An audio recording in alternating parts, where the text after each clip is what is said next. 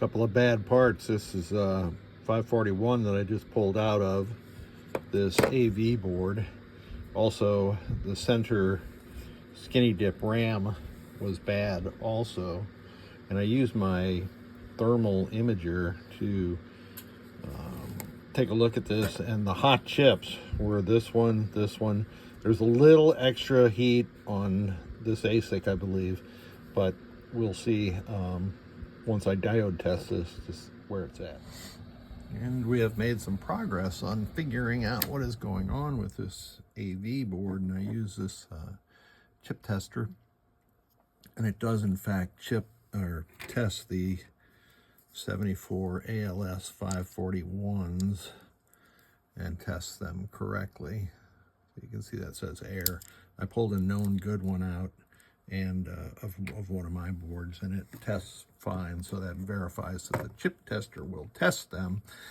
The skinny 6264 and the regular 6264 were both roasted. So let's see what we're back to.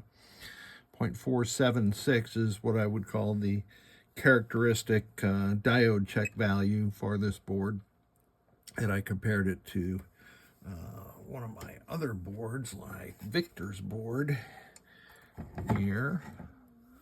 And let's see what this one is. I haven't done this yet, but I did it against my OEM board.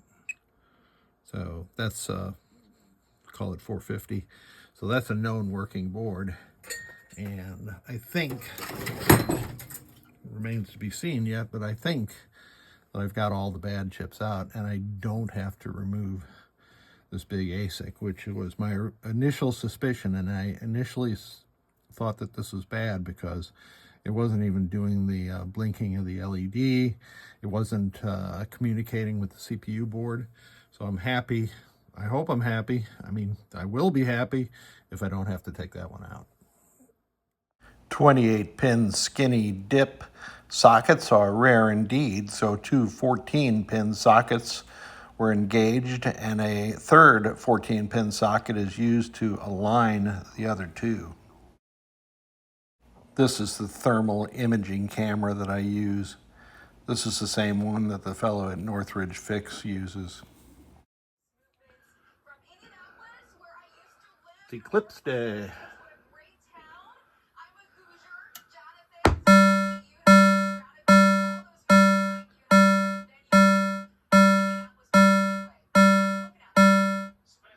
So that is the Fan 10 bongs that you get with a WPC AV board periodically. After exhausting all of the possibilities, it became apparent that I needed to remove the 120-pin quad flat pack. A combination of flux, low melt solder, and a hot air rework station took it off cleanly. You're my hero. So you can hear it now.